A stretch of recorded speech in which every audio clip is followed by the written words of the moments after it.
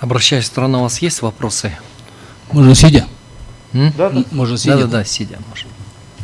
Да, у меня, уважаемый суд, есть вопросы. Как всем известно, судебные акты имеют мотивировочную и резолютивную часть. В резолютивной части очень коротко принимается решение суда, но в мотивировочной части суд всегда делает определенные выводы. Скажите, выводы, сделанные в мотивировочной части, имеют юридическую силу? Конечно, имеет. Тогда следующий Ага, следующий вопрос. Вы знакомились с приложенными материалами к нашему ходатайству? Нет. Потому что здесь в Конституционном суде мы вопросы соответствия Конституции, норм УПК рассматриваем, не частные случаи, поэтому я просмотрел эти материалы, но я готовился к этому процессу с точки зрения права, потому что мы не можем выходить там какие-то частные вопросы, переходить в плоскость. Мы обсуждаем в целом, есть ли нормы УПК, которые противоречат нашей Конституции, и как они согласуются, только в этой точке. Сейчас обсуждать конкретные случаи вашего дела я не могу, потому что этим делом я не занимался.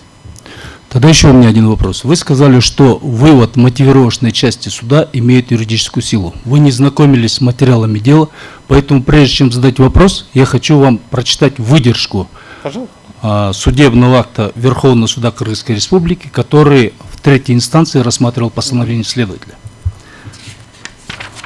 В мотивировочной части написано таким образом. Судебная коллегия считает, что суды первой и второй инстанции сделали обоснованный вывод о том, что вышеуказанное постановление старшего следователя Управления по особо важным делам уголовных дел ГСО МВД Кыргызской Республики Мусаева о прекращении уголовного дела 5109-172, вынесенное 13 сентября 2016 года, принято в соответствии с требованиями УПК Кыргызской Республики, и оснований для признания его незаконным и необоснованным не имеется. Этот вывод имеет юридическую силу? Конечно. Я же говорю, видите, они говорят, что он вынесен, он не говорит, что вынесен в соответствии с законом. Он говорит, в соответствии с требованиями УПК. На тот момент, когда Мусаев выносил, он соблюл все требования УПК. И тут же Верховный суд говорит, оснований для отмены нет. То есть то, что я сказал, вы просто повторили. Это судебный материал, это не уголовное дело, это не приговор. Это действительно материал я 10 лет рассматривал, поэтому я знаю мотивацию, как. Я поэтому говорю, что в данном случае, что вынесено на тот момент в соответствии с требованиями УПК. Согласен, потому что любой следователь обязан поступать в соответствии с УПК. Оснований для отмены нет. Но если прокуроры когда-то, то есть мы не можем запретить отменять. Если завтра прокурор найдет какие-то основания, придет новый свидетель, появится новая расписка или там договор, вы же не можете на этом остановить правосудие. Если я, будучи на месте этого наказанного прокурора, я бы отмотивировал бы свое решение. Есть решение, привел бы решение этого Мусаева, решение судов, каждое прикрепил бы. Но несмотря на это, есть основания для дополнительной проверки того, все это перечислив, и это все указав в своем постановлении, вынес бы, я в любом суде доказал бы свою правоту. Но данное решение не говорит о том, что на этом все, нельзя больше расследовать. Это право следственных органов, прокуроров проводить проверки, искать доказательства, собирать. Но это не приговоры, это не последняя точка. Решением Верховного Мусаев признан. Но если Мусаев в тот момент что-то не посмотрел, что-то не доглядел, появились какие-то обстоятельства другие, вы же на этом не можете запретить вести следствие. Еще один вопрос. Пожалуйста. Вот в прочитанном тексте судебного акта Верховного суда написано, что постановление следователя вынесено в соответствии с Уголовно-процессуальным кодексом. В постановлении прокуроров прописано, что постановление следователя необоснованное и незаконное. По-вашему, постановление прокурора, получается, вывод по юридической силе выше этого судебного акта? Я же говорю, здесь спор о неполномочиях. Если прокурор недостаточно образован, недостаточно разбирается в праве, это его проблема. Но я же вам рассказал, что хороший прокурор должен был все это написать. Потом взять мотивацию, по которым он пошел на отмену, и указать конкретный. Подлежащий, да, Верховным судом подтверждено, но однако необходимо допросить того, исследовать то, назначить экспертизу. Но этим не может правосудие остановиться. То есть в порядках СУ материала, следственных материалов, правосудие остановиться. Просто если прокурор, говорю, неграмотен, не подготовлен, это его проблема. Но если все это взять дело, изучить, и можно найти основания. Если были основания, я же говорю, я в частности в дело не входил, но мы не можем запретить с завтрашнего дня, если решение следователя обжаловалось, суд отказал, значит это последняя инстанция. Последняя инстанция это приговор суда. У меня нет вопросов. У вас есть вопросы? Один Салават вопрос Бекатаевич. возник. А? Один вопрос. Да, пожалуйста. Значит, вот есть у нас норма, часть 1 статьи 260. Есть статья 35 УПК, где полномочия, прописаны полномочия. Мы, значит, здесь должны уповать на случай, на честность, непредвзятость или только на этот случай, да, при наличии нормы. И Нет, Самат Айтбаевич, мы УПК пишем всегда для честных, порядочных следователей, уже. судей, прокуроров. Да, и уповать нет, просто они должны, в нашем судопроизводстве уповать должны быть на решение суда последняя инстанция. Первая, там, кассация, там, надзор, но вот это все сейчас говорить на... Ну, нормы Уголовно-процессуального кодекса должны соответствовать Конституции в вопросах права защиты на судебную защиту и исключить человеческий фактор в действиях прокурора. Самат Айтбаевич, просто я же говорю, в данном случае я считаю, что вот, например, статья 4 статьи, часть 4 статьи 100 Конституции установлено, что отмена, изменение или приостановление судебного решения осуществляется судом в установленном законном порядке. Если бы у вас на руках было решение Первомайского районного суда, городского, о законности принятого решения следователя Мусаевым, я полностью с вами согласился. А у вас на руках 3 решения, что оснований для отмены решения Мусаева нет. Это разные вещи. Если бы у вас был действительно, я не знаю, теоретический судебный акт о законности принятого решения, подтвержденного решения всех судебных инстанций, я бы с вами здесь не спорил. Но в данном случае у вас на руках решение об отсутствии оснований для отмены решения следователя Мусаева. И, соответственно, говорить о том, что есть решение о прекращении уголовного дела, подтвержденного решением судебных органов, судебных инстанций, таких документов не существует. У вас нет вопросов. Уважаемые коллеги, есть у вас вопросы? У меня, может быть, Да, вопрос. пожалуйста.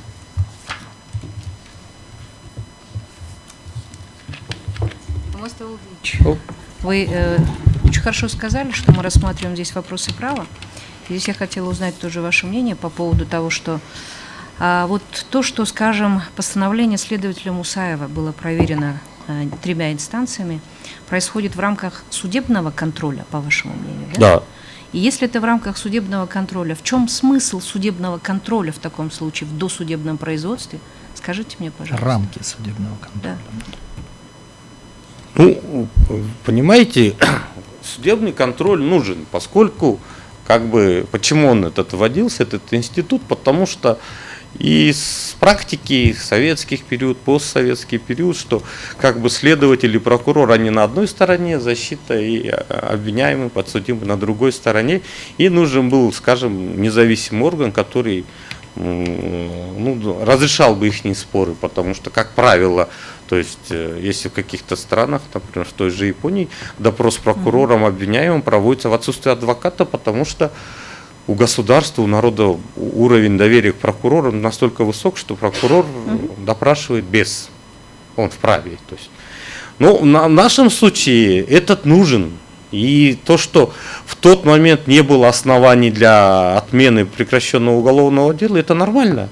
И бывает, что суды отменяют постановление, направляют, оспаривают решение судов, что вы не вправе вмешиваться, потому что не вправе прекращать уголовное. Следователь принял решение, то есть суды не должны вмешиваться. То есть судебный контроль нужен, но он должен расцениваться как, вот знаете, инструмент защиты прав. Ну, в данном случае, например, защиты прав потерпевшей он не удовлетворил, ну, вот, которая обращалась. Она что же за судебной защитой? В других случаях кто-то обращается. Но я считаю, что все вот этот институт должен быть в рамках не проверки возбуждения уголовного дела, прекращения, да? Мне должен быть, вот, например, отказ в назначении экспертизы, вызов свидетелей, отказ, истребование документов, если следователь отказывает, вызов дополнительных свидетелей. Понятно. То есть, но, конечно, вот эти вопросы, это огрехи законодательства, когда дело возбудили, прибегает в суд, говорит, возбуждение прошу признать незаконным. Суд берет, давно, 10 лет прошло, отменяет постановление о возбуждении. Ну, то есть право у человека есть в данном случае обратиться в суд? Да, конечно. За судебным контролем. Я же говорю, вот судебный контроль у нас чуть-чуть, вот две крайности есть, когда возбуждение и прекращение, мне кажется, все равно это должно быть, не должно. Я изначально всегда отказывал в возбуждении, ну, практика Первомайского суда отказывала, что мы не вмешивались, потому что возбуждением никак не нарушаются права граждан, это надлежащая правовая процедура. А в части прекращения, ну, тут уже смотреть надо. Поэтому... Второй у меня вопрос в таком случае, да? Вот вы тоже так говорите, что судебные акты, которые вынесены в рамках судебного контроля, и судебные акты, которые вынесены в рамках судебного разбирательства, по своей юридической силе они разные, или вы думаете, что это одно и то же? Ну, по Не, юридической они, силе. конечно, разные. Ну, во-первых, вопросы, которые выносятся в рамках судебного контроля, это я считаю, что их можно, ну, как квалифицировать, как промежуточным актом. Они не ставят, то есть никто не обращается в рамках судебного контроля подтвердить законность прекращения. Все пытаются оспорить этот документ. Соответственно, суд же не берет полностью дело, он не допрашивает свидетелей, он не опрашивает потерпевших. Он берет материалы дела, листает, обращаясь в сторону, выслушал мнение участвующего прокурора, хорошо, если следователь пришел и приносит решение. И это сказать, что они по юридической силе имеют, скажем, равное силе, как с приговором, конечно, нет. Именно он должен быть, именно контроль, это должны быть те документы, то есть те акты выносить, которые бы помогали бы достигнуть законности, всесторонности в досудебном производстве. Еще вопрос. У меня есть к вам вопрос. Вы считаете все-таки, да? Ну вот смотрите, что такое прекращение уголовного дела, да? В соответствии с правом, о чем мы говорим, да? Это считается необходимый такой институт прекращения, дабы не допустить каких-то незаконных уголовных преследований, да. Прекратить в какой-то момент вот эту деятельность, да. Теперь смотрите, да, то есть это фактически можно сказать, что определенные лица освобождаются, видимо, да, или, скажем, не нашли достаточно оснований для привлечения к уголовной ответственности. Но это решение остается вот в том виде, о котором мы говорим. Вы в своем выступлении затронули, да, то есть в любой момент, в общем-то, вот это решение достаточно для этого основания, недостаточно для этого основания, да, эта ситуация может измениться, и статус человека может измениться, в общем-то, неожиданно, если уж об этом говорить, да. Вот в этом смысле, исходя из этого ракурса, да, в 27 статье сказано, что уголовное производство дальнейшее невозможно, если имеется судебный приговор или иные судебные акты. Да. Вы считаете, что это основание не включает те судебные акты, которые приняты в рамках судебного контроля в отношении решения о прекращении уголовного дела? Нет, я говорю же... Вот системная связь, если рассматривать. Я понял суть вопроса. Да, действительно, если есть решение следователя прекратить в связи с тем, что есть неотмененное решение суда или иной судебный акт, который исключает уголовное судопроизводство, в принципе, да, он может, но мы же говорим, что это мы уходим в частности, например, она может быть, да, есть был спор между двумя гражданами, уже рассмотрим в гражданском порядке, следователь только ссылаясь на это прекратил, что есть неотмененное, то тогда я исхожу из того, получается, порождается вопрос, зачем возбуждали? Соответственно, если есть такое решение, следователь должен был все исправить и отказать в возбуждении. Но коли он возбудил и потом уже дошел до прекращения там через год, и, соответственно, в течение года собралось много материалов, много этого дела. И когда он прекращает, то вопросы, и этот документ может быть и отменен прокурором, если есть какие-то обстоятельства. И в начале, вот этот их случай, вы помните, в начале сказал, что он не должен был возбуждаться, когда есть уже решение судов об отказе там, гражданских судов.